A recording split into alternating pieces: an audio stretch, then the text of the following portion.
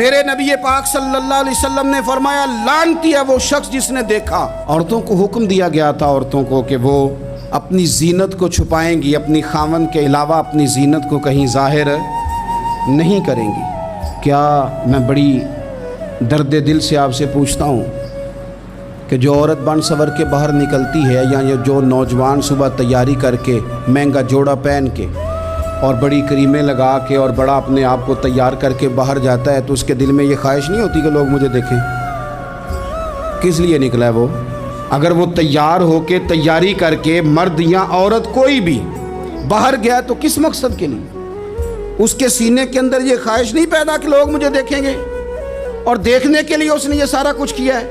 اب امام بہقی جو حدیث لائے ہیں، حدیث کے لفظوں پہ غور کرنا اب جو میں کہہ رہا ہوں۔ میرے نبی پاک صلی اللہ علیہ وسلم نے فرمایا لعنتی ہے وہ شخص جس نے دیکھا، اور حضور فرماتے ہیں وہ بھی لعنتی ہے جسے دیکھا گیا، جسے دیکھا گیا وہ بھی ملعون ہے۔ کس کی بات ہو رہی ہے؟ تو شارحین فرماتے ہیں جو تیاری اس لیے کر کے گیا تھا کہ مجھے دیکھا جائے، جس نے اپنے اوپر طاری کی تھی چیزیں کہ مجھے دیکھا جائے اور میں بد نظری کا۔ حضور علیہ السلام نے تو ہمیں فرمایا تھا کہ تہمت والی جگہ سے بھی بچ کے رہنا، جہاں تہمت لگ سکتی اس جگہ سے بچو۔